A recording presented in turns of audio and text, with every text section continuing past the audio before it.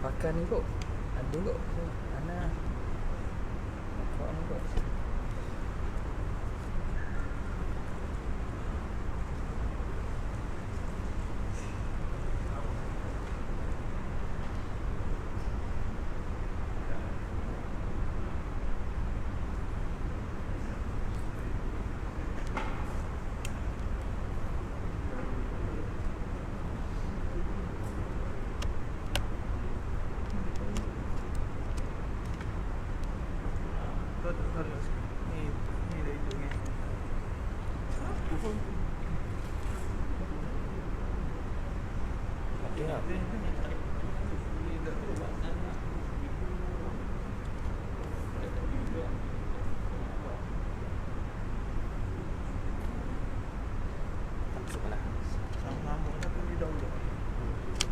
Jangan jauh.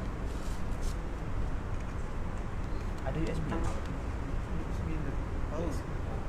USB boleh pindah di sini. Ah yes.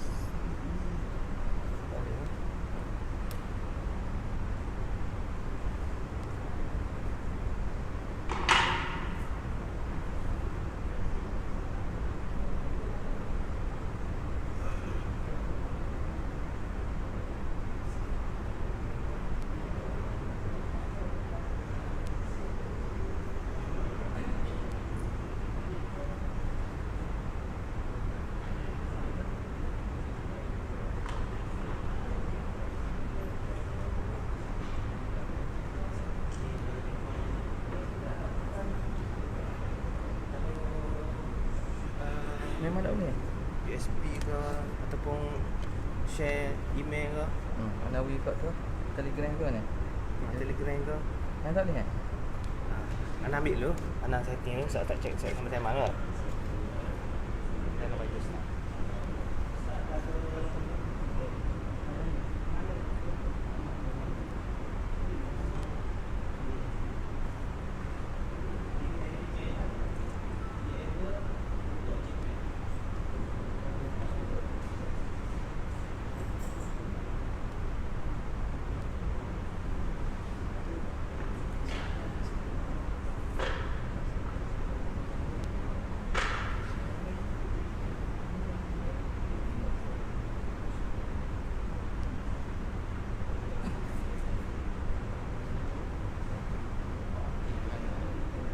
Itu dah.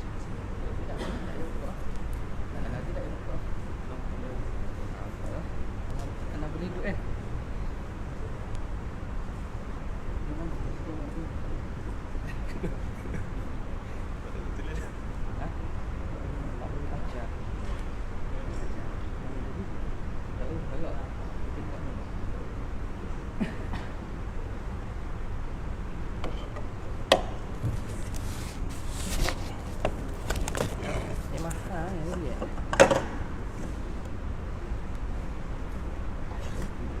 Ni tak?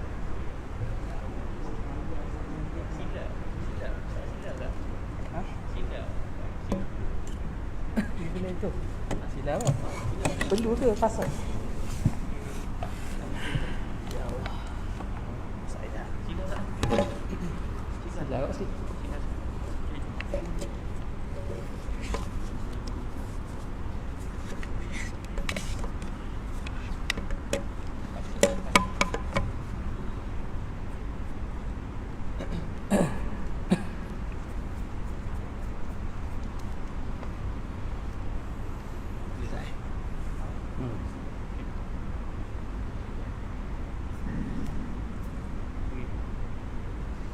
Bismillahirrahmanirrahim. Assalamualaikum warahmatullahi wabarakatuh. Yang berbahagia Dr. Said Saleh Az-Zawawi, Kursi Ustaz-Habibie, yang dihormati dan dikasihi Ustaz Mahdi Muhammad, ahli lembaga pengurusan Ustaz-Habibie, selaku pendakwah kita pada pagi ini, tuan-tuan guru, hadirin hadirat yang dikasihi Allah sekalian. Alhamdulillah, pertamanya kita panjatkan sedikit syukur kita kepada Allah Subhanahu Wa Taala diberi ruang dan peluang untuk kita sama-sama dalam majlis ilmu pada pagi ini. Alhamdulillah, dan insyaAllah sebagaimana yang diwawarkan pada pagi ini, Masjid Habibie mengadakan daurah kitab puasa yang akan dikendalikan oleh Al-Fadhil Ustaz Mahdi Muhammad. Jadi sebelum saya menjawabkan majlis ini kepada Al-Fadhil Ustaz, supaya saya maklumkan beberapa perkara. Yang pertama, bagi sesiapa yang memerlukan kitab untuk daurah pada pagi ini, boleh dapatkan di kaunter pendaftaran dengan harga RM15. Dan daurah kita ini akan berlangsung saya kira dalam 3 sesi, insyaAllah akan berakhir sebelum Zuhur. Sesi yang pertama pukul 9 insyaAllah sehingga pukul 10.30 pagi, dan kita akan beristirahat sekejap dan kita akan sama-sama menyambung selera alas 10 pagi ini. Kemudian pukul 11 kita akan sambung balik sehingga pukul 12, dan kita akan buka untuk sesi soalan. Kemudian saya suruh kepada Al-Fadhil Ustaz untuk mengenalkan program ini. Dan untuk sesi soalan untuk muslimat, insyaAllah pihak masjid menyediakan kertas dan juga kotak lah, boleh tulis dan letak di dalam kotak soalan. Nanti dalam pukul 12 nanti pihak sediakan bilang kotak tersebut. Dan bagi muslimin boleh bertanya secara terus dengan mikrofon yang telah disediakan oleh pihak masjid. Jadi tanpa melewatkan masa, saya menjemput dan mempersilakan Al-Fadhil Ustaz Mahdi untuk program daurah kita pada pagi ini.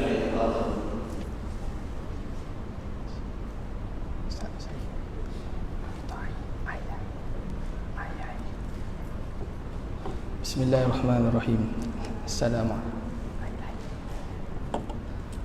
Assalamualaikum warahmatullahi wabarakatuh. Alhamdulillahirabbil alamin, wa afdhalus salati wa atamut taslim ala sayyidina Muhammadin asyrafil anbiya'i wal mursalin wa ala alihi wa sahbihi ajma'in. Subhanaka la ilma lana illa ma 'allamtana innaka antal alimul hakim, wa la haula wa la quwwata illa billahil aliyyil azim. Rabbi shrah li sadri wa yassir li amri wahlul 'uqdatam min lisani yafqahu qawli wa saddid lisani wahlul qalbi bihaqqi sayyidina Muhammadin sallallahu alaihi wasallam. Allahumma alhimna bil ilm wa zayyinna bil hilm wa akrimna bit taqwa wa jammilna bil afiyah. Allahumma akhrijna min dhulumatil wahm wa akrimna bi nuril fahmi waftah alaina bi ma'rifatil ilmi wa hassin akhlaqana bil hilm waj'alna mimman yastami'una al-qawl fayattabi'una ahsanah. Alhamdulillahirabbil alamin. Alhamdulillah, terima kasih kepada Tuan Imam, Tuan Pengurusi, kepada yang dihormati, yang dimuliakan Pengurusi Masjid Abidin, Dr. Said Saleh Az-Zawawi, yang sudi dan berada bersama kita pada pagi ini. Seterusnya kepada datuk-datuk, tuan-tuan, puan-puan, pelajar-pelajar, muslimin, muslimat rahimakumullah ta'ala.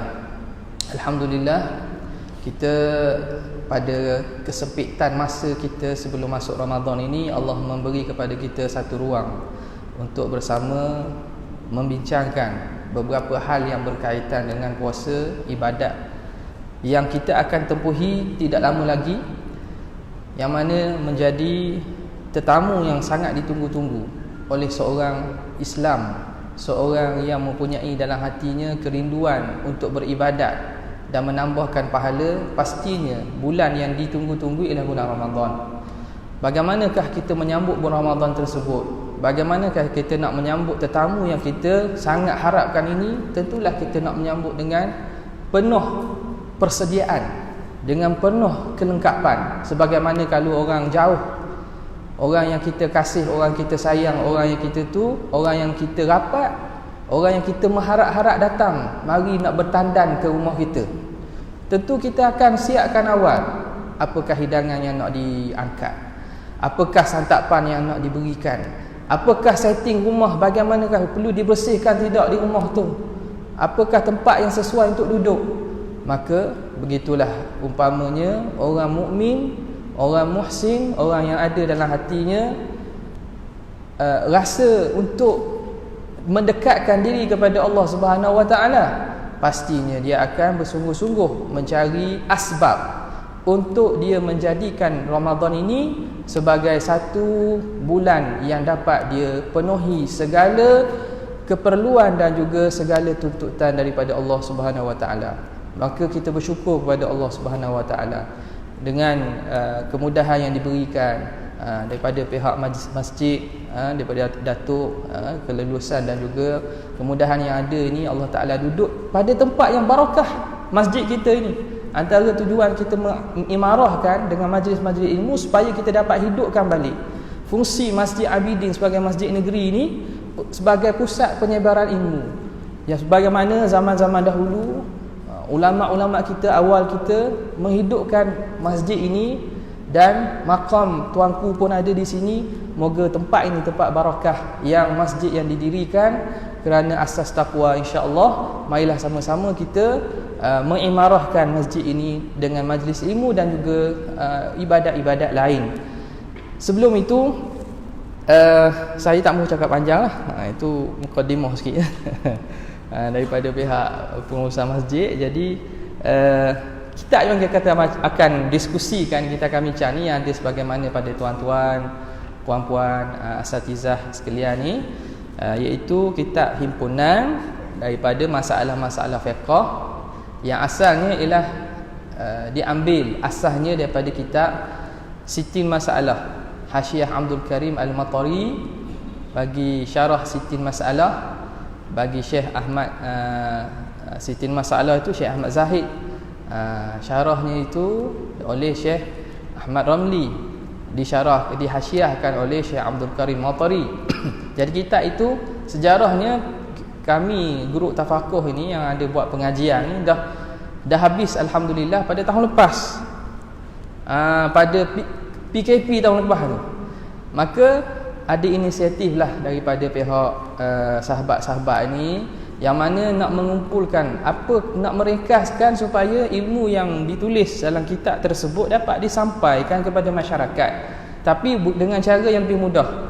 Kerana tahu sajalah kitab-kitab lama ini, kitab-kitab turah ni, terutamanya yang ada hasyiah dan seumpamanya, dalam itu perbahasannya mungkin dalam, perbahasannya mungkin bercampur dengan masalah lughah, masalah mantik dan masalah usul. Maka kita keluarkan saja faedah-faedah hukum hakam yang disebut dalam kitab tersebut dengan bahasa Melayu supaya dapat dikongsi dan disebarluaskan ilmu kepada masyarakat. Maka terhasillah kitab ini.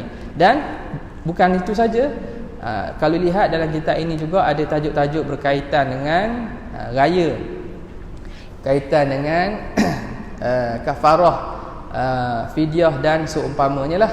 Jadi kami gabungkan dan ambil daripada sumber rujukan lain yang kitab-kitab muktabar dalam mazhab Syafi'i. Jadi pada asasnya kitab ini ialah kepada orang yang bermazhab Syafi'i. Mungkin 1-2 tempat je lah kita bawakan pandangan-pandangan daripada mazhab lain, tujuan untuk memberi kemudahan dan memberi rukhsah melihat kepada maslahah kepada masyarakat yang sekarang ini. Pada asasnya begitu. Jadi kalau timbul isu kata dah dalam kitab ni kata lain, ustaz tu mengajar kata lain pula, ada ustaz mengajar kata lain dah. Jadi tanya ustaz tu dia ambil mana?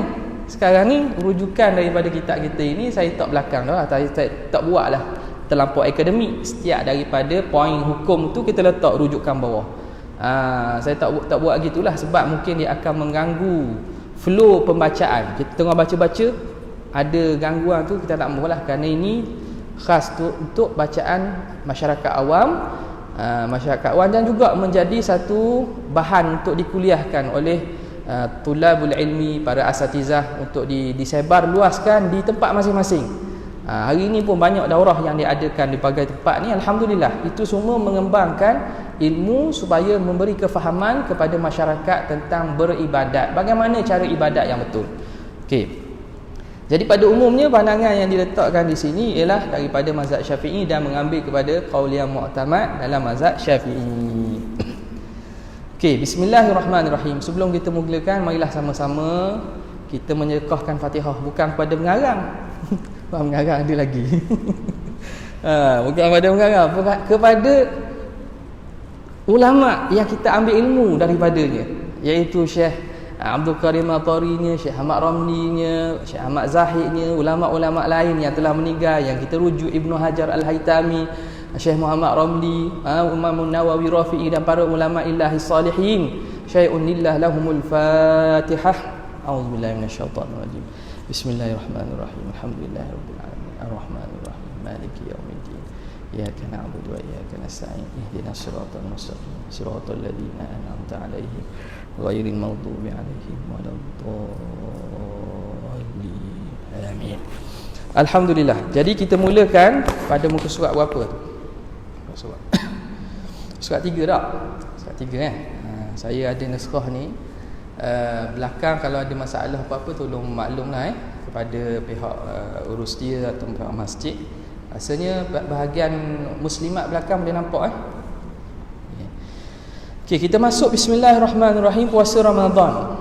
Puasa Ramadan merupakan khususiyah, keistimewaan kepada umat Nabi sallallahu alaihi wasallam. Difardukan pada bulan Syaban tahun kedua Hijrah. Bagaimana dia kata khususiyah, padahal dalam Al-Quran disebut kutiba alaikumus siyamu kama kutiba alal ladzina min qablikum.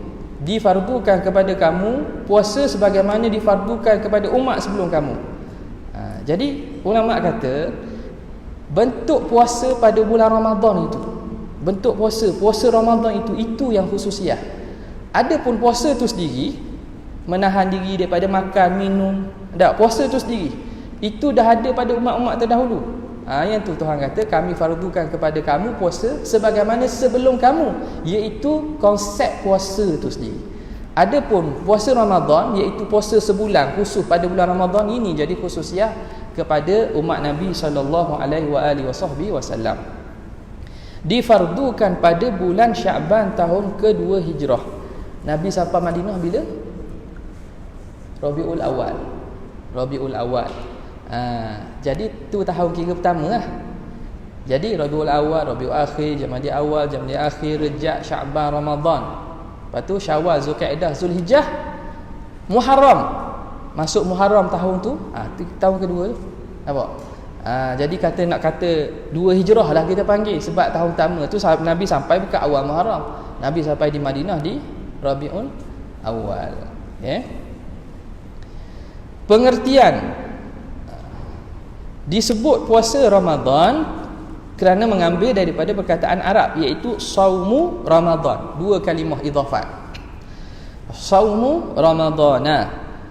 Dari segi bahasa, saum itu puasa memberi makna imsak, menahan diri.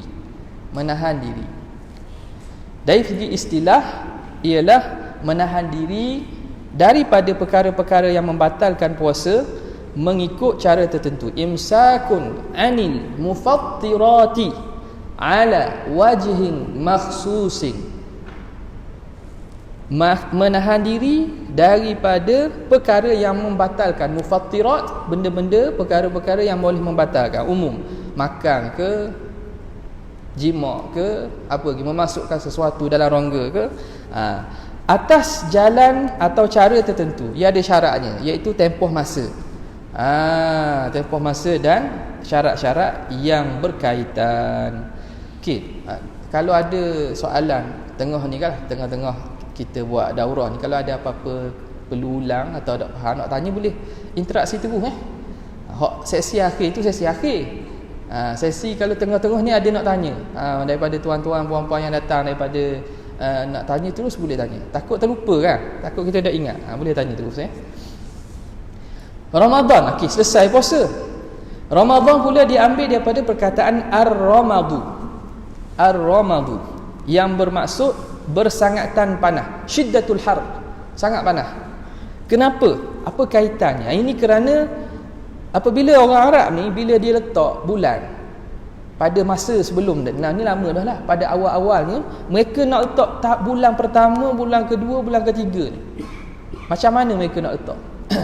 Jadi mereka letak berdasarkan sebahagiannya tengok keadaan. Jumada tu makna sejuk. Keadaan sejuk. Jumadal ula, Jumadal akhirah. Bulan Ramadan, masa ketika mereka mula letak nama itu, berlaku Ramadan ni pada bulan ke-9. Kalau kita bilang pun Muharram, Safar, bulan 9 lah. Dan cuaca pada bulan tersebut adalah bersangatan panas. Jadi kerana itu dinamakan bulan ke-9 itu Ramadan.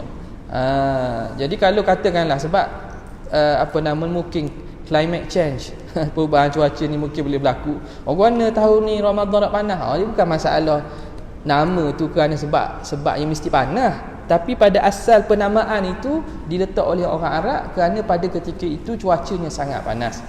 Okey, itu satu pandangan mengatakan dia diambil daripada perkataan ar-ramad. Yang kedua, ada yang mengatakan dia mengambil daripada perkataan ar-ramdu yang memberi makna ihraq.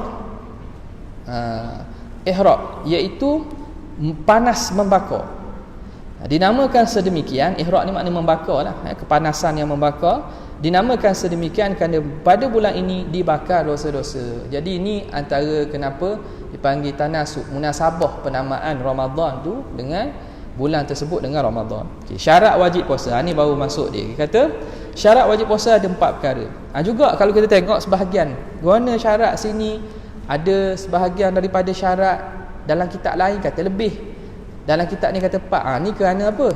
Kerana asasnya kitab ini dibuat berdasarkan matan sitin masalah dan syarah ni. Jadi kalau bilangan tu katalah sini 4, lepas tu kitab lain kata lebih. Hak tu khilaf je lah, khilaf kat mana boleh berlaku. Yang pentingnya maklumat dan isi sama je. Ada sebahagiannya membilangkan syarat yang berasingan, adanya tidak. Supaya kalau orang tanyalah, takut pelajar-pelajar tanya, dah kitab ni kata 4, kitab lain kata, ambil lah mana-mana yang kita rasa mudah. Cuma asas 4 ni kerana kita berpandukan kepada syarah sitin masalah.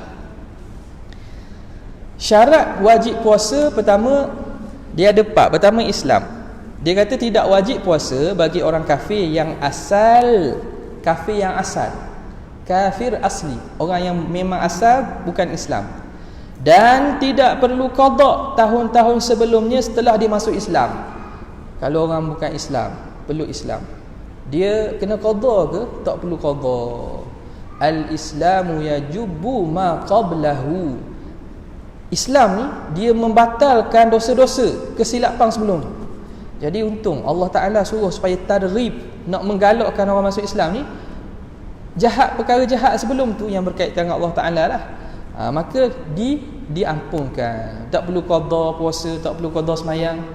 Namun bagi orang yang murtad, na'udzubillah min zalik, diwajibkan ke atasnya untuk qada setiap hari puasa yang ditinggalkan semasa murtad setelah dia taubat. Kalau ada lah, na'udzubillah, orang yang murtad, dalam tempoh murtad tu ada Ramadan, KG kalau Islam balik, dia kena qada puasa Ramadan yang dia tinggal ketika masa dia murtad. Nampak tak? Hak sebelum tu tak perlu qada dah. Tapi ingat, murtad ni bukan sebarangan dosa ni. Dosa besar ni. Dosa paling besar ni. Murtad ni, riddah. Dia menghapuskan pahala. Tak? Dia menghapuskan wa man yartadid minkum an dinihi fayamut wa huwa kafirun fa ulaika habitat a'maluhum. Orang yang murtad, nah mati dekat dalam murtad pula, dia akan menghapuskan dosa, pahala-pahala sebelum tu. Maka ulama kata, andai kata orang ini Islam, lepas tu murtad, na'udzubillah, lepas tu Islam balik, ibadat-ibadat yang dia buat sebelum dia murtad tu tak perlu qada dah. Atas kaum utama tak perlu qada. Haji ke apa tak perlu qada. Tapi pahala tak ada. Tak ada pahala. Pahala tak ada. Katakanlah 40 tahun dia buat ibadat kerana Allah Ta'ala, tiba-tiba jadi murtad kerana perkara kecil je, 40 tahun tu ibadat tu tak perlu qada dah. Tapi pahala telah hapus hilang gitu.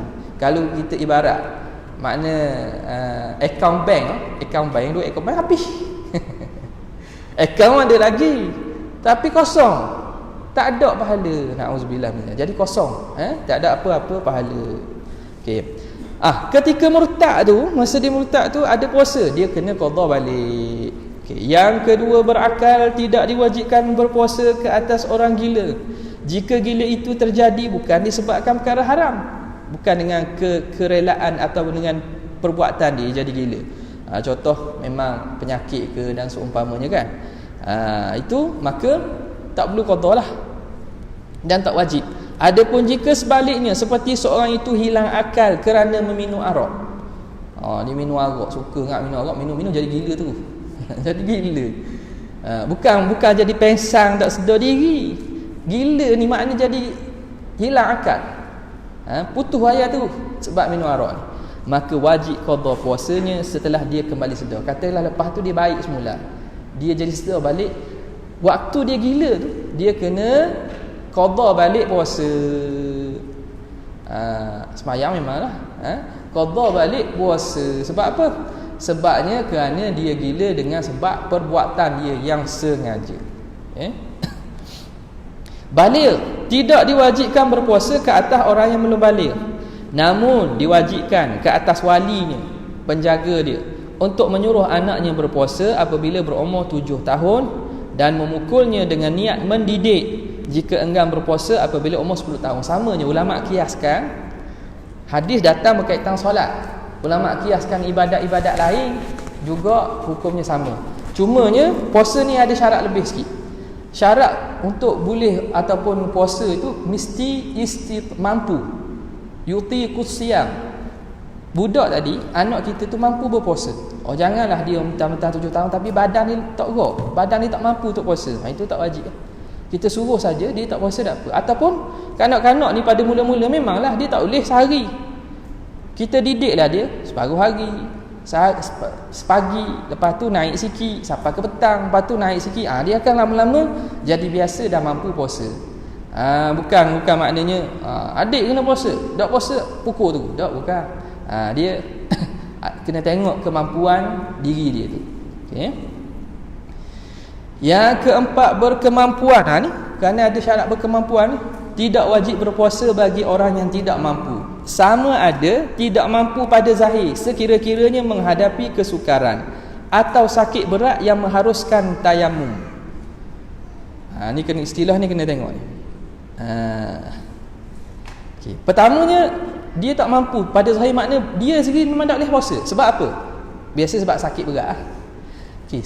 Sekarang ni ulama letak sakit berat tu macam mana? Saya sakit berat ni, benda sakit berat. Ada go out. Gaut.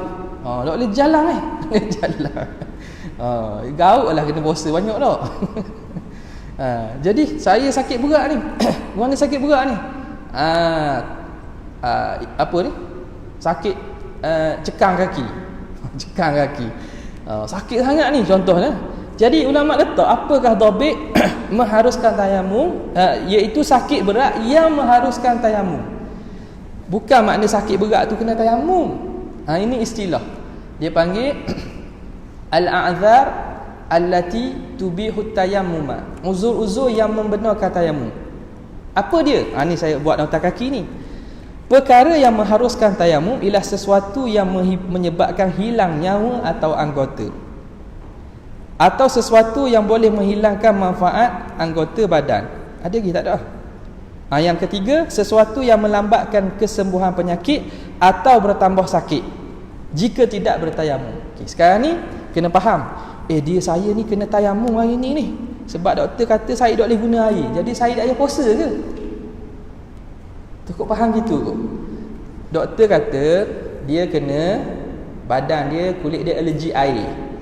Dia kena kulit dia, doktor ada sini ni, saya kena tanya. Doktor kata tak boleh guna air. Awak ni kulit awak ada penyakit alergi, untuk tempoh masa tertentu tak boleh guna air. Jadi dia nak semayang ni tayamum. Dan orang ni puasa wajib tak? Ini kena faham molek. Sakit berat yang mengharuskan tayamum bukan makna orang tu orang yang bertayamum. Istilah sahaja tu. Jadi ini juga kalau ikutnya saya kekalkan begini kerana di istilah fiqh dah. Dan kita ambil kerana kita mensyarah dan juga menterjemahkan kepada syarah siti masalah. Sakit yang mengharuskan tayamum dia gini. Seperti mana nota kaki 3. Mana-mana sakit yang boleh menyebabkan hilang nyawa. Jadi kaitan tayamum tu ia bukan kait dengan tayamum saja, segala benda lah. Kalau kita tak buat gitu, kalau kita tak makan, mati. Orang panggil ketika itu dia tidak berkemampuan. Jadi dia kalau tak makan menyebabkan hilang nyawa, ataupun anggota badan kena kerak tangan dia, kena kerak kaki dia. Kalau sebab tak makan lah. Ini andaian je, kadang-kadang fiqh ni diiftiradi. Mungkin realitinya berlaku tak berlaku tu suka kira lah. Tengok kepada pandangan tip lah, pandangan perubatan. Okay. Jadi kalau sakit tu dia tak makan, puasa menyebabkan hilang nyawa atau hilang anggota. Dia kena faham itu. Ataupun menghilangkan manfaat anggota. Kalau tak makan ni, kaki awak jadi lumpuh. Kalau tak makan ni, tangan awak tak boleh hakak, jadi lumpuh. Itu makna, itu panggil sakit uzur yang mengharuskan tayamum tu. Uzur yang menyebabkan hilang anggota badan, hilang nyawa, hilang manfaat anggota. Tak boleh jalan dah, tak boleh hakak tangan dah, tak boleh nampak. Kalau nak makan ni, cik kalau nak makan ni memang tak nampak cik. Habis mata cik dah rosak. Cik kena makan juga. Kena ada zat makanan juga sikit-sikit tu supaya mata tu boleh tengok. Maka orang ini dikira orang yang tak berkemampuan. Ia ada kait dengan tayamum tak? Tak ada lah. Sebab tu istilah yang mengharuskan tayamum tu kena faham. Lepas tu yang ketiga, yang menyebabkan kalau ada penyakit dia menjadi lambat sembuh atau bertambah penyakit. Dia sakit dah. Doktor kata kalau puasa juga ni sakit jadi kohar berat, tak sembuh, ataupun lambat sembuh atau tambah sakit lain pula, maka orang ini dikira tidak berkemampuan. Okey. Jelas tak faham tanya. Kalau tak faham tanya. Okey. Itu yang pertama. Yang kedua, tidak mampu pada syarak. Dia pada zahir dia ada kemampuan, dia kuat, sihat, tapi dia pada syarak dianggap tidak boleh puasa. Iaitu kerana ada haid atau nifas. Jika seseorang perempuan berhenti haid atau nifas pada siang Ramadan, disunatkan imsak baginya. Jadi orang yang mana siang hari itu ada haid atau ada nifas, walaupun sekejap, mari puasa hari itu tak sah, tidak sah. Okey, katakanlah dia masa dia malam tu haid lagi, haid. Berhenti haidnya tengah hari berhenti haid, ataupun pagi berhenti haid dah putus dah. Bila haid dah putus, puasa boleh tak puasa? Tak boleh. Sebab dia sebahagian siangnya berada dalam keadaan haid, tak sah puasa. Dan macam mana? Kita nak nasi cari lauk kedai nak nasi. Boleh ke tak? Jawapannya boleh. Tapi sunat bagi dia imsak. Imsak ni maknanya apa? Tengok dia kata, ada tulis tak sini, nota kaki nombor 2. Imsak bermaksud menahan diri daripada perkara yang membatalkan puasa, tetapi bukan dengan niat puasa, sekadar menyerupai keadaan orang berpuasa. Lepas tu panggil imsak. Dia wajib imsak, maknanya dia jangan makan, jangan minum, jangan subuh, jangan buat perkara yang membatalkan puasa. Sunat dia imsak. Kerana apa? Kerana nak meraihkan bulan Ramadan. Bulan Ramadan ni nak raih bulan Ramadan. Okay. Kalau nak makan juga tak ada masalah, boleh je. Okay. Perhatian, bagi orang yang bekerja berat pada siang hari Ramadan, orang kerja kontrak, buat rumah, buat jalan, buat lebuh raya, dia hendaklah berniat puasa pada malam hari. Apabila keletihan dan mengalami kesukaran yang berat, maka dibenarkan untuk berbuka pada siang hari. Pada konsep ni, orang yang memang kerjaan dia berat semua, kalau dia tak puasa kat mana, tak ada masa puasa, tunggu peceng tu pun. Kalau kerjaan itu, tunggu dok sihat betul. Dok sihat tak boleh puasa pula. Orang kerja makan gaji hari ni, makan gaji hari ni. Maka dia ni pada malam tu wajib niat puasa. Lepas tu puasalah dia. Kalau letih sangat, tak mampu nak teruskan kerja, baru boleh buka. Buka pula tu sekadar untuk mendapatkan tenaga. Okay. Yang kedua, tidak boleh berbuka bagi kanak-kanak yang baligh ketika sedang berpuasa. Begitu juga bagi orang yang kembali daripada musafir atau orang yang sembuh daripada sakitnya dalam keadaan mereka sedang berpuasa. Okay, sekarang ni orang ini asalnya puasa tak wajib. Siapa? Kanak-kanak tak balik lagi. Orang yang musafir, dalam keadaan musafir dah, makna puasa baginya tidak wajib, sebab dia dah musafir dah. Tapi dia puasa juga. Dia puasa juga. Kemudian pada tengah hari, pertengahan hari tu, uzur dia tu hilang. Dengan maksud kanak-kanak tadi, asalnya kanak-kanak, tengah hari jadi dewasa. Mana? Jadi balik tengah hari. Macam mana balik tengah hari? Sama ada dia balik dengan cara bermimpi, ataupun balik dengan umur. Balik dengan umur. Dia ni tak keluar mani lah. Umur 15 tahun tu, tepat pada 15 tahun dia tu, cukup 15 tahun tu, tengah hari. Tengah hari, maka dia kira balik. Padahal dia sebelum tadi pagi, adik ni kanak-kanak ke, saya kanak-kanak ke ni, tengah hari saya dah jadi dewasa, dah super tula. Super tula betul lah, super tula. Tapi dia balik dengan umur. Dia balik dengan umur. Dia kata, saya, awak jadi dewasa, mimpi ke? Tak mimpi pun. Dah guna tadi. Umur, balik dengan umur. Jadi balik dengan umur tu, maka asal dia tu tak wajib puasa, tapi dia telah berpuasa.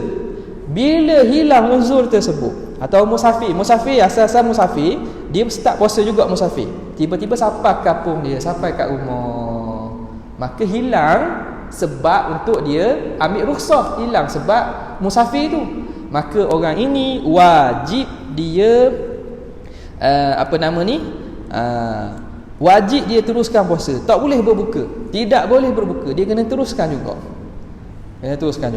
Namun jika mereka dalam keadaan tidak berpuasa, hanya disunatkan ke atas mereka untuk imsak. Tapi kalau awal pagi tu dalam keadaan tak puasa dah, tiba-tiba hilang uzur, maka hukumnya sunat untuk imsak. Faham tak? Kita tulis sikit lah. Okay. Jadi kita kata sobi tak, kanak-kanak,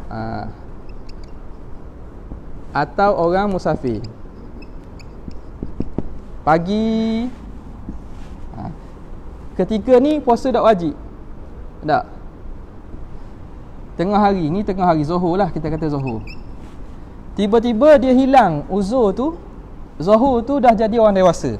Zuhur tu duduk kampung dah, balik kampung dah. Kita tengok, kalau dia itu telah berpuasa pada siang, dia puasa.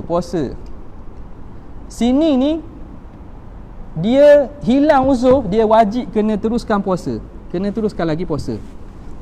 Tapi kalau awal pagi dia tak puasa.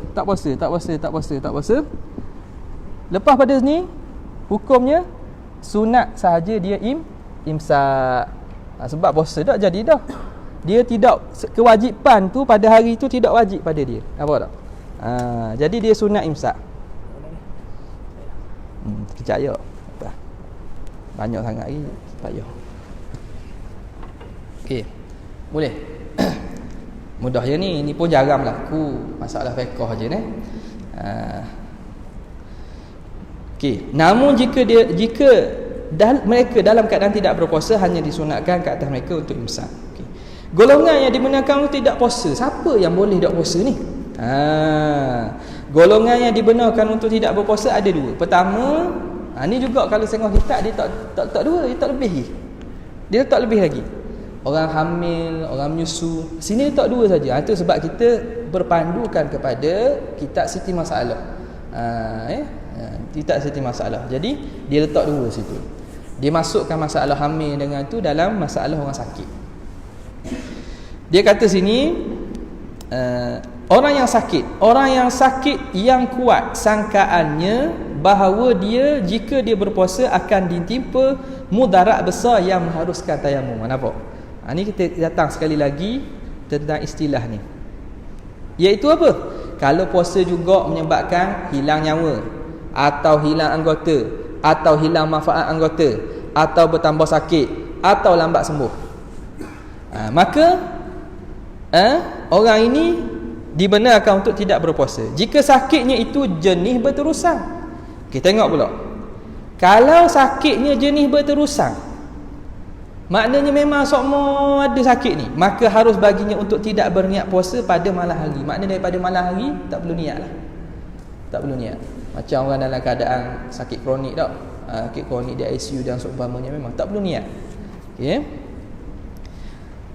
Jika sakitnya datang kadang-kadang, jarang-jarang ataupun kadang-kadang mari, maka wajib baginya berniat pada malam hari sekiranya pada waktu itu dia dalam keadaan sehat. Adapun apabila datang sakit pada siang harinya, maka harus baginya untuk berbuka. Jadi awak mari sakit kadang-kadang sakit, kadang-kadang sakit ni tengok. Waktu malang tu dia sakit ke dia sedar. Contohnya orang pesang lah ni, orang pesang dan seumpamanya dah. Orang koma, malam tu sedar tak? Kalau sedar, dia pun tak tahu bila dia akan pesang balik.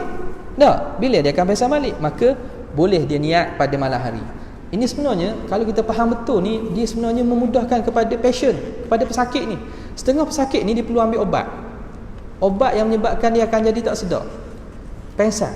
Jadi kalau waktu malam tu dia dah niat dan dia tak ada makanan, dia tak ada masuk makanan apa-apalah, dia tak makan apa-apalah, doktor suruh berpuasa dan seumpamanya, maka dia niat dah. Lepas tu siang hari tu dia jaga sekejap je, sekejap saja pada waktu siang dia sedar.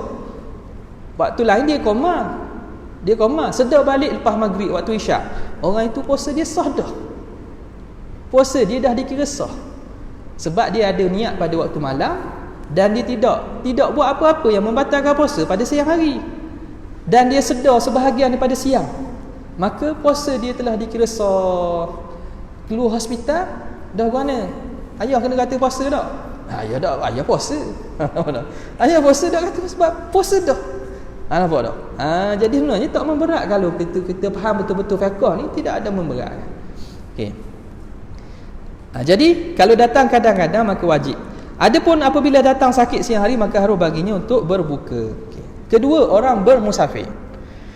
Orang yang bermusafir iaitu pemusafiran yang melebihi 2 marhalah dan dilakukan sebelum terbit fajar.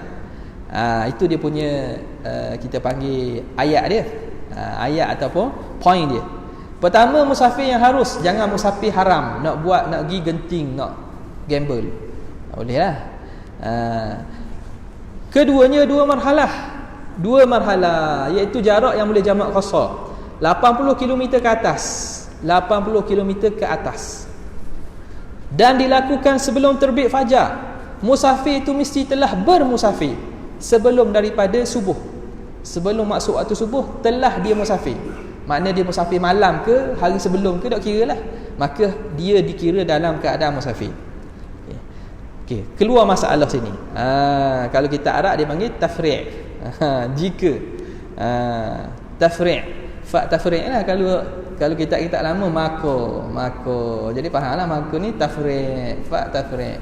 Maka jika dia mula musafir selepas terbit fajar, lepas subuh dah dia baru pergi Kuala Lumpur, maka haram baginya untuk mengambil rukhsah. Tak boleh dia nak rukhsah, nak ambil keringanan buka puasa, nak ambil keringanan tak berpuasa, tak boleh. Kecuali jika menghadapi masyaqqah, kesulitan yang berat. Kecuali dalam perjalanan tu memang dia letih sangat-sangat, memang dia sangat perlu untuk makan. Kalau tidak memang tak boleh jalan, kalau tidak memang tak boleh gerak dia. Kalau gitu boleh dibenarkan sekadar untuk mendapatkan tenaga saja. Nampak? Ni kau orang salah faham, kata mari kita pergi Kuala Lumpur sekali jalan-jalan lepas PKP dah ni. Jaga molek kena jaga SOP, pesanan daripada pihak Kementerian Kesihatan. Jaga SOP, bilangan naik pula ni. Jadi katakanlah kerajaan dengan keberkatan Ramadan ni, kerajaan tarik balik sekatan perjalanan tu boleh pergi. Dia pun lepas pada sembahyang subuh pagi tu tolak Kuala Lumpur, berhenti dekat Temerloh, makan batin. Kan batin tak boleh ikut gitu. Sebab awak keluar sebelum daripada subuh, selepas daripada subuh, keluar lepas subuh wajib puasa, kerana dia telah memasuki hari itu dalam keadaan puasa itu wajib ke atasnya.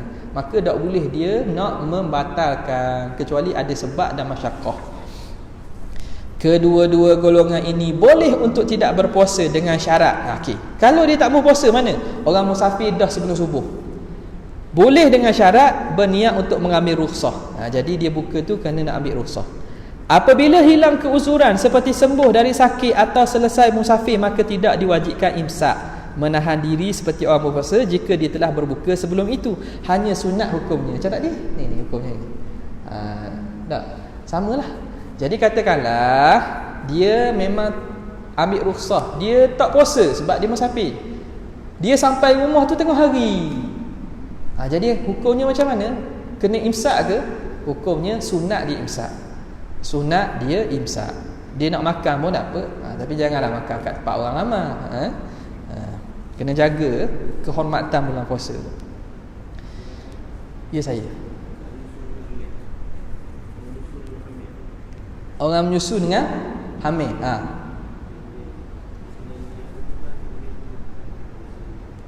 Orang menyusu dan hamil. Dia niat maknanya dia nak ambil rukhsah. Ni tak mau puasa daripada awal dah. Dia tak mau puasa daripada awal dah. Boleh. Dia termasuk tu kata tak ada sini kan. Dalam kitab lain dia sebut kan. Ia masuk dalam masalah sakit. Soal sakit sebab kalau tak menyebabkan mudarat kepada diri dia, mudarat kepada anak. Keadaan yang diwajibkan imsak. Keadaan yang diwajibkan imsak.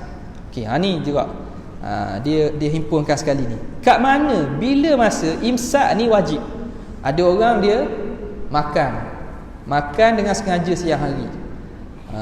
Makan dengan sengaja siang hari ataupun tersalah makan. Ni ada juga mungkin berlaku. Gigi dapur hari pertama yang biasa, hari pertama, hari kedua, sebab dah ingat bulan puasa dah, gigi dapur cari air tegak, minum air secara tegak. Bini dia kata, "Bang, hari ni puasa tu." Dak ingat setabur. Dia tengok ambil air, dia tegak bismillah. Tegak air. Jadi isteri dia kata, "Abang, hari ni puasa tu." La ilaha illallah. Puasa punya dak ingat. Biarlah tegak sekali lagi. Tegak kedua tu haram. Jadi batal tegak kedua. Tegakkan pertama tu tak batal sebab dia dah ingat, dia lupa. Jadi nasib dia. Nampak tak? Tegakkan kedua tu dia kata dah biar. Dah tegak dah sekali, ala-ala minum air, minum pula. Hak kedua tu haram. Bukan sekadar haram, sepatutnya lepas dia sedar, pertama gini. Pertamanya, hak pertama tu tidak membatalkan puasa. Maknanya kalau ditegakkan pertama, isteri dia kata, "Hari ni puasa tu, buat apa pergi minum air?" Dia dah ingat. Berarti lah puasa dia masih sah. Syarat dia niat malam lah. Kalau duduk niat malam memang tidak sah. Okey, cuma dia bangun tidur duk ingat malam ke apa dia niat duk ingat. Jadi teruskan puasa saja. Tapi dia duk ingat ke batal? Dia duk ingat ke batal? Dia pun minumlah juga yang kedua. Yang kedua tu menyebabkan batal puasa dia. Yang kedua tu menyebabkan batal puasanya. Bila gitu betul lah dia baca buku kita.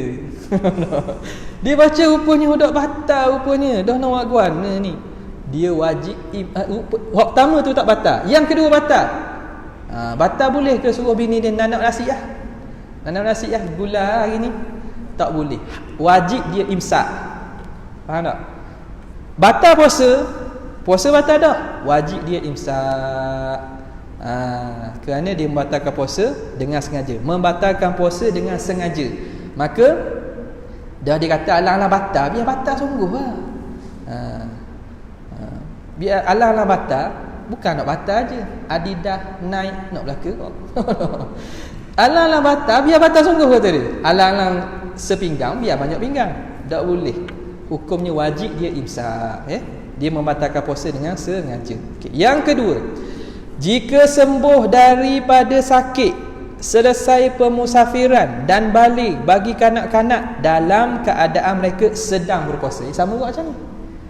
Orang macam ni dia dah puasa dah daripada awal, padahal dia diberi rukhsah. Tiba-tiba hilang uzur dia tu. Dia wajib dia teruskan puasa. Namun jika mereka tidak berpuasa atau telah berbuka ketika rukhsah tersebut, maka sunat bagi mereka untuk imsak. Kanak-kanak yang balik pada siang hari Ramadan hanya disunatkan untuk qada puasa jika tidak berpuasa pada hari tersebut. Ni contohlah. Dia kanak-kanak, dia balik tengah hari. Dia tak puasa. KG lepas selesai Ramadan tu, dia kena qada tak hari hak dia balik tu. Hari yang dia balik di tengah hari. Kalau dia tak puasa, dia kena qada tak? Jawapannya tak wajib qada. Sunat sahaja dia qada. Okey, jelas. Yang ketiga, orang murtad yang kembali kepada Islam pada siang hari Ramadan wajib imsak pada hari tersebut dan mengqadakan hari itu serta hari yang ditinggalkan. Okey. Orang ni murtad, naudzubillah. Tengah hari dia insaf. Dia insaf di tengah hari. Bila gitu dia tak puasa tu. Kalau puasa pun tak sah sebab dia dalam keadaan murtad. Maka sepanjang hari itu dia wajib imsak. Dan hari tersebut dia kena qada serta hari-hari yang ditinggalkan. Jika nyata pada hari Syak bahawa ia adalah 1 Ramadan, hari Syak itu 30 Syakban. Hari Syak 30 Syakban. Hari Syak tu hari apa? Lepas ni rasa ada sebut ni, ada sebut. Hari Syak itu hari, dia bukan setiap 30 Syakban tu hari Syak. Kena faham. Orang faham ni 30 Syakban tahun ni. Tahun ni berapa? 30 dah? Ke 29 je? 30 dah? Dah? Kita raya hari, kita raya pula. Dah puasa lagi nak raya dah. Kita puasa hari Selasa. Kita puasa hari Selasa. Ni berapa Syakban ni? 27, 28, 29. Kita puasa hari Selasa. Jadi 29 ni. Tahun ni 29 je. 29 Syakban. Ke tak? Tak tahu. Tak tahu. Tengok kalendar. Tok Bilal ada sini. Tok Bilal dia tu sikit.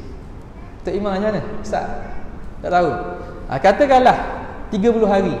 Katakanlah 30 hari. Bukan setiap 30 hari itu hari Syak. Hari Syak ni dia ada definisi dia. Iaitu hari yang mana orang Syak dia itu Ramadan ke atau masih Syakban. Kenapa berlaku Syak?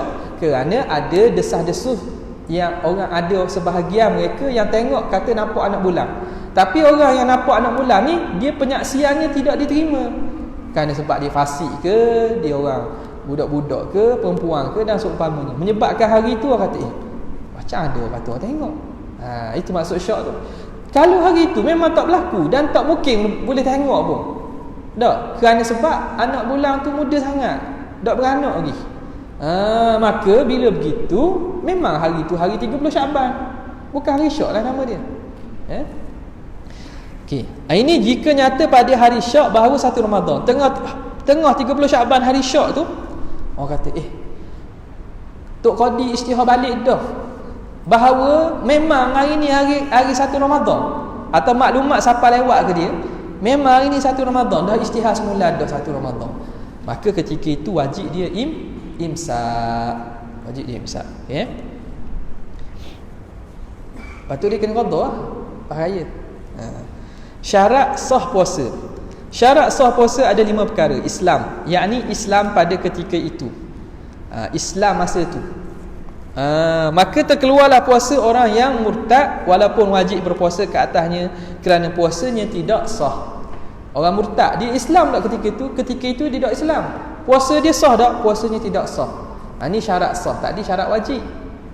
Jadi fahamlah pelajar-pelajar ilmu syariah semua, tulabul ilmi, fahamlah syarat sah dengan syarat wajib berbeza.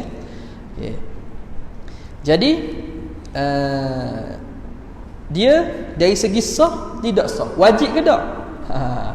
Wajib yang dituntut di dunia tidak, tetapi dia akan diseksa kerana tidak puasa. Berakal, iaitu seseorang yang telah mumayyiz walaupun belum balik. Syarat sah yang kedua ialah orang tu mesti berakal. Kalau dia tidak berakal, maknanya tak mumayyiz langsung, tak akal, maka hukumnya tidak sah. Syaratnya nak sah tu mesti berakal. Suci daripada haid dan nifas dan wiladah, bersalin, iaitu suci daripada haid, nifas dan wiladah sepanjang siang hari. Hak ni kena sepanjang siang ni kena tak ada. Kalau ada sikit je tak sah puasa. Termasuk juga dalam hukum ini keluar ketulan daging atau darah yang berasal daripada janin atau bersalin dalam keadaan kering. Salin kering, tak ada nifas. Ada berlaku kesnya tu? Allah, ada. Beranak tak ada nifas. Mungkin ada kot. Wallahu alam. Tapi biasanya bila keluar akan ada darah lah. Darah nifas tu. Darah nifas. Kalau keluar darah tak ada nifas. Keluar anak tak ada nifas. Ini panggil wiladah saja ni. Maka dia orang macam ni kalau tak ada nifas, dia kena mandi. Ini mandi wiladah ni. Untuk mengesahkan dia semayang. Kalau lepas dia beranak, dia keluar darah nifas dah, tak payah mandi dah wiladah tu. Sebab nak mandi wiladah apa? Tak sah semayang. Darah nifas ada lagi. Ni ada setengah orang dia beri kepahaman yang tak kena. Dia kata orang puan ni kena 2 kali mandi. Mandi wiladah sekali, mandi nifas sekali. Wiladah sebab dia beranak, lepas tu dia kena mandi pula lepas habis nifas. Tak kena. Sebab apa? Kalau perempuan ni masalah tak kena macam mana? Kalau dia beranak, lepas beranak tu darah nifas ada, ghalibnya begitulah. Perempuan ni beranak, darah dia akan keluarlah nifas tu. Jadi macam mana dia nak mandi wiladah? Mandi wiladah ni untuk mengesahkan semayang. Semayang pun tak sah, nifas ada. Haram mandi ibadat ni haram dalam keadaan haid atau nifas. Jadi dosa pula. Hak ajar gitu dia telah mengajar orang buat dosa. Jadi hak kata kena mandi wiladah tu, katakan lepas beranak tak ada keluar darah, maka dia perlu wajib semayang. Tak ada darah nifas, dia kena mandi wiladah nama dia. Adapun kalau lepas beranak darah nifas bersambung, tak payah mandi lagi lah. Nak mandi biasa, nak mandi air serung. Orang beranak air serung, air ni dengan daun-daun macam-macam tu lain cerita lah tu. Itu apalah. Tapi mandi ibadat ni, mandi untuk nak semayang ni tak boleh kecuali lepas putus nifas. Okey. Mana tadi? Atau bersalin dalam keadaan kering. Okey, boleh. Hari-hari yang dibolehkan berpuasa, yakni tidak berpuasa pada hari-hari yang diharamkan berpuasa. Jadi sekarang ni hari yang dibolehkan. Jadi hari boleh banyak. Jadi dia sebut hari yang tak boleh. Faham? Maknanya kena puasa selain, boleh dibenarkan puasa selain daripada hari ni. Apa dia? 2 hari raya Islam, Aidilfitri dan Aidil Adha. Yang seterusnya hari-hari tasyrik 11, 12 dan 13 Zulhijjah. Seterusnya hari Syak kecuali berpuasa dengan niat qada, nazar dan puasa sunat yang dilakukan secara adat. Okey. Hari Syak, kita sebut hari Syak. Hari ke-30 Syakban yang berlaku khabar angin tentang kelihatan anak bulan pada hari tersebut, namun tidak ada penyaksian yang boleh diterima oleh hakim. Seterusnya, separuh kedua daripada bulan Syakban, iaitu 16 dan ke atas. Kita ni masuk separuh kedua lah ni. Tak? Namun diharuskan berbuka padanya, berpuasa. Diharuskan berpuasa padanya jika puasa tersebut disambung dari hari 15. 15 tu dia puasa dah. Dia nak sambung 15, 16, 17 boleh. Atau ia adalah puasa qada. Lepas separuh Syakban dia nak puasa qada. Orang puang lah biasa ni. Boleh, tak ada masalah. Atau puasa nazar, atau puasa sunat yang dilakukan secara adat. Dia ni sentiasa puasa hari Khamis sokmo. Khamis. Ataupun Isnin Khamis. Lepas 15 Syakban pun boleh dia teruskan. Ini berdasarkan hadis. Orang ambil mana ni? Reka-reka ke ulama? Tak. Idza tasafa Syakban fala tasumu. Apabila telah separuh dah Syakban, maka jangan kamu puasa. Jadi ulama kita berdasarkan kepada hadis. Dah ada orang kata ustaz, kata makruh saja, kata boleh puasa. Itu pandangan lain lah. Kita sebut dah ni pandangan muktamad mazhab Syafi'i. Kalau ada orang mengajar kata lain, tanya dia ada ambil mana. Tanya dia lah dia ambil mana. Tapi kita tak nafikan ada mazhab lain yang mengatakan boleh, ada yang mengatakan boleh, dan ada yang mengatakan makruh saja. Tapi pandangan muktamad nyukurnya haram puasa kecuali orang dalam situasi ni. Orang ada qada lagi, orang puang lah ni ada qada lagi, boleh puasa. Kita saja-saja nak 15 Syakban, kita nak puasa. Sebab apa? Nak, kita panggil warming up. Kalau orang nak senang, warming up. Warming up bukan 15 Syakban kata, sebelum tu. Warming up tu sebelum tu. Nampak tak? Lepas 15 Syakban tu tidak dibenarkan lagi berpuasa. Okey. Jika seorang itu telah berpuasa sunat seperti Isnin sebelum 16 Syakban, katakanlah dia tahu dah ni nak separuh Syakban dah.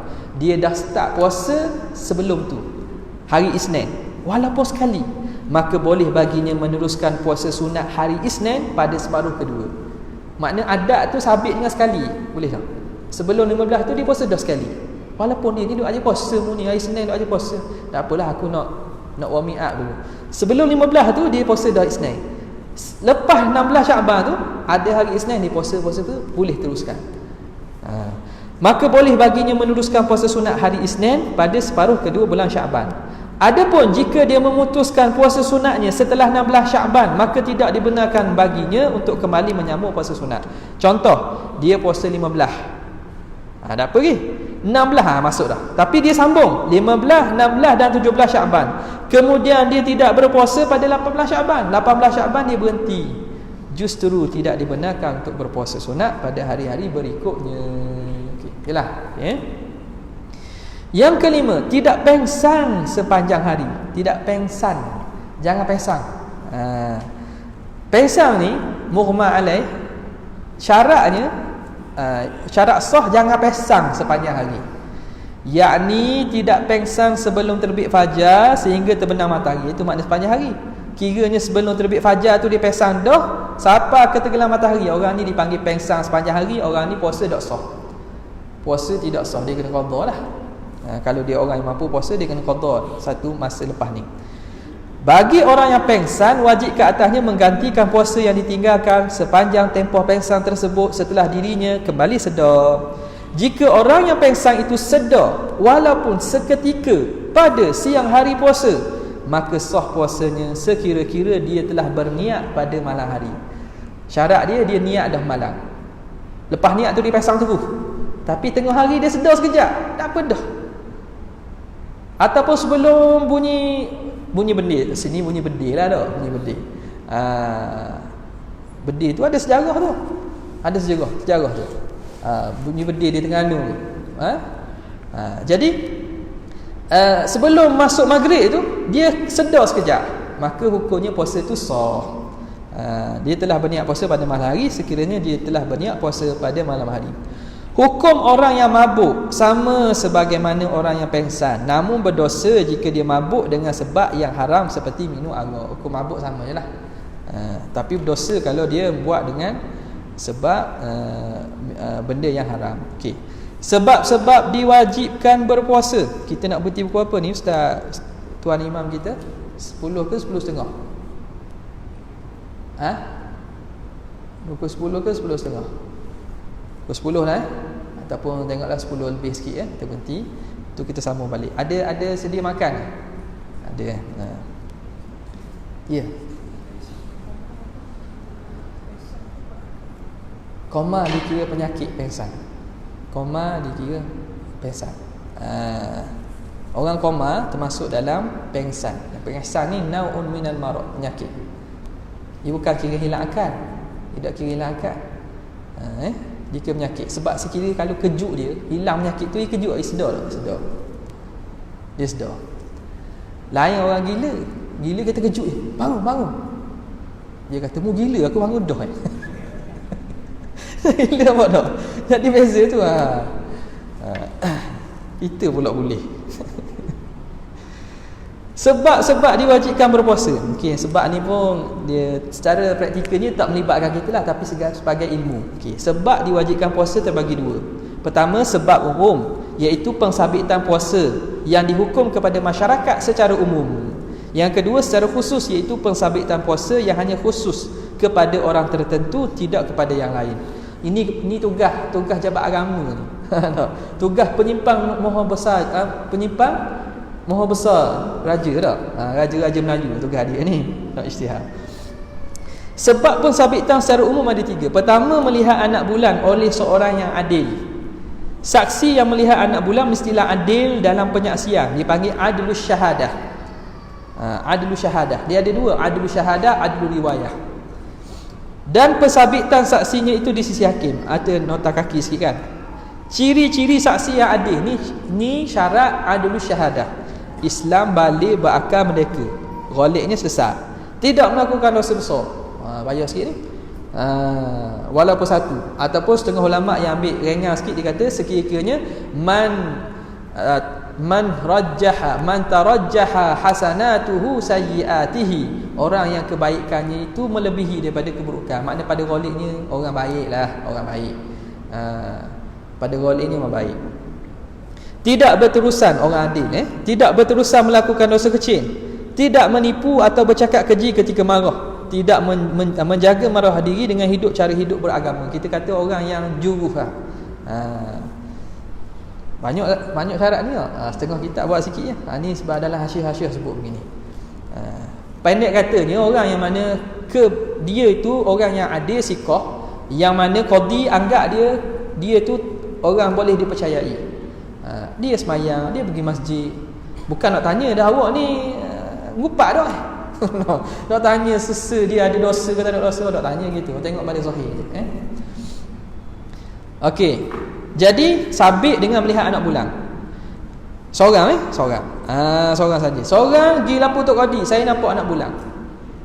Maka boleh disabitkan puasa kepada seluruh kawasan tersebut. Tapi zaman sekarang ni orang tak buat lah gitu, sebab ada pihak yang telah mengambil inisiatif kewajipan ini. Bahkan dengan alat-alat dan teknologi itu mereka lebih yakin. Sebab zaman dulu berlaku. Ni juga dicerita oleh Prof. Mahdi Dr. Bahar Bersyarah FKI bahagian balak. Dia kata ada berlaku orang kata tengok anak bulan, tapi rupa-rupanya dia bukan anak bulan, biasan cahaya. Sebab anak bulan ni halus kan, biasan cahaya. Ada kes tu kapal terbang lalu, jadi biasa cahaya matahari nampak halus macam anak bulan.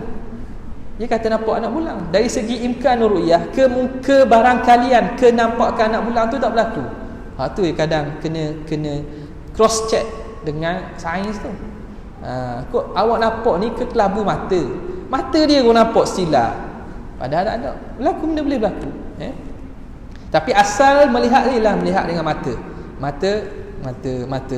biasa ni lah. Yang kedua, sempurna 30 Syakban. Mencukupkan 30 Syakban jika tidak nampak anak bulan seperti keadaan langit berawan. Kalau langit berawan ataupun tak nampak, gelap dan seumpamanya, maka kena sempurnakan Syakban 30. Ketiga, melihat lampu pelita yang dipasang di atas menara. Ni kalau adat-adat di sebahagian tempat zaman dulu. Orang tak tahu, orang tengok ke mana? Puasa ke tak puasa? Takwim tak ada. Takwim tak ada. Orang tengok, oh nampak cerah ni. Lapu dipasang di menara masjid. Biasanya qadi akan pasang lampu menunjukkan bahawa esok Ramadan. Orang boleh tahu. Jika sebuah negeri itu menggunakan kaedah ini sebagai petanda masuk bulan Ramadan. Manakala sebab-sebab pensabitan secara khusus ada 3. Sebab-sebab ini berlaku pada orang tertentu seperti orang yang mempercayai. Mana? Melihat anak bulan oleh seorang fasik. Dia ni fasik, dak mayang bang, pergi ke laut. Contohlah pergi ke laut. Dia pergi cari ikan di laut. Jadi kawasan laut ni mungkin udara dia, awan dia punya kaki langit dia jelas. Dia nampak anak bulan. Dia tu sendiri tak adil lah kata. Tak adil. Tapi dia memang yakin tu anak bulan. Maknanya dia ada keinginan untuk agama tu juga. Dia nak puasa juga tu. Dia sendiri tu wajib. Kalau dia kabur tu qadi tak boleh terima sebab syarat saksi dah cukup. Tapi dia sendiri yang tengok, dia sendiri wajib. Dia panggil khusus ni. Ni panggil khusus, pensabitan secara khusus. Termasuk dalam kategori ini mereka yang tidak diterima penyaksiannya, iaitu siapa? Orang kafir, kanak-kanak, wanita, hamba. Orang ni yang mana nampak anak bulan, dia sendiri wajib puasa. Waktu cerapan anak bulan ialah pada petang 29 Syakban dengan syarat-syarat kenampakannya. Antaranya ialah anak bulan mestilah kelihatan selepas matahari tenggelam. Dah ada orang kata, dah pagi tu nampak ada bulan. Pagi tu nampak ada bulan. Dah ambil kira tu. Dia tengok pada 29 Syakban. Dia katakanlah 29 Syakban tu sebelum matahari tenggelam tu nampak. Kalau nak kira nampak tu pelik tu tak logik sikit lah. Tapi syarat pengiraan kenampakan tu mesti matahari tu tenggelam dulu di bawah horizon, di bawah dasar kaki langit. Tenggelam dah, barulah boleh dikira ada ke tak anak bulan. Pada malam 30 Syakban, jika dia yakin bahawa yang dilihatnya ialah anak bulan Ramadan, maka wajib ke atasnya untuk puasa. Begitu juga orang yang mempercayainya. Dia ni pergi ke laut tadi kan, pergi cari ikan, dia nampak betul anak bulan ni, anak bulan betul ni, nampak betul. Tuhan nak beri hidayah ke dia supaya balik pula pada semayang bang balik, dia pun puasalah. Buat nampak anak bulan ni satu kelebihan anugerah ni. Boleh nampak anak bulan, orang lain tak nampak, dia nampak. Jadi dia balik pun anak beranak dia atau isteri dia percaya ke dia. Orang yang percaya dia wajib juga puasa. Kedua, seseorang yang mempercayai dan membenarkan kata-kata orang fasik dan atau seumpamanya. Orang yang percaya tadilah.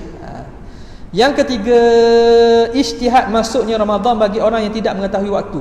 Orang yang tak tahu waktu bulan, hari ni hari masuk bulan Ramadan ke tak lagi. Contoh mana? Seorang yang berada di dalam penjara yang gelap gelita dan seumpamanya, yang tidak dapat mengetahui tempoh waktu. Dia duduk, dia kena tawan, kena tahan. Jadi tahan oleh musuh, bukan musuh nak tahu. Ambil ni takwing, ambil air semayang, ambil jaduh, dah buat gitu. Jadi tahan tu memang dalam keadaan teruk lah, tak tahu masa dah, tak tahu masa. Jadi macam mana dia berlalu masa tu macam mana? Puasa wajib tu. Jadi tidak dapat mengetahui tempoh Ramadan, hendaklah berijtihad menentukan masuknya Ramadan. Dia kena fikirlah, aku masuk dulu bulan berapa? Kira nampak hari sehari makanan, kan ni ada makanan kan bagi kan, kalau tidak mati gitu, memang tak wajib. Dia kalau tak beri makanan, tak tahu dah makanan ni makanan 2 kali sehari, contoh ni sehari. Kiraan masuk Ramadan dia kena ijtihad. Kemudian katakan lepas tu dia keluar dah daripada penjara. Jika selepas itu nyata bahawa dia telah berpuasa selepas bulan Ramadan, maka sah puasanya dan dikira qada. Kalau lepas keluar tu dia kira balik masa penjara tu, dia puasa tu bulan Syawal dah, atau dia puasa tu bulan tengah Syawal dah dia puasa, maknanya lepas Ramadan. Lepas Ramadan, maka hukumnya hukumnya puasanya dikira sah. Puasanya dikira sah. Dan dikira hak lewat tu dikira qada pada Ramadan tahun itu. Namun jika nyata bahawa dia berpuasa sebelum bulan Ramadan, maka dia perlu menggantikan puasa Ramadan. Katakanlah lepas keluar penjara tu dia keluar la ilaha illallah. Esok baru 1 Ramadan. Dia ingat ke Ramadan dah. Maknanya dia puasa dah sebulan sebelum ni. Puasa sebulan hak tu tak boleh nak kati.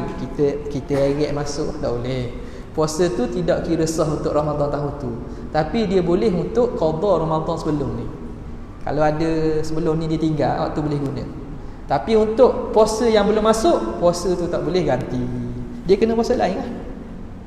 Kesimpulannya, diwajibkan kepada umat Islam untuk berpuasa dengan salah satu daripada sebab-sebab tersebut, sama ada secara umum atau secara khusus. Rukun-rukun puasa ada 2. Pertama, niat. Kita ambil niat je. Lepas ni kita berhenti untuk rehat sekejap. Kepanjang niat. Panjang niat. Kita berhenti sinilah. Niat ni panjang, kita rukun. Kita akan sambung lepas daripada rehat ni. Silakan ada pihak masjid menyediakan kita panggil apa? Kudapan ke apa? Disediakan ada hidangan ringan, dipersilakan untuk tuan-tuan menjamah apa yang disediakan. Okey, sekadar tu saja untuk ini. Kita akan sambung lepas pada ni. Assalamualaikum warahmatullahi wabarakatuh.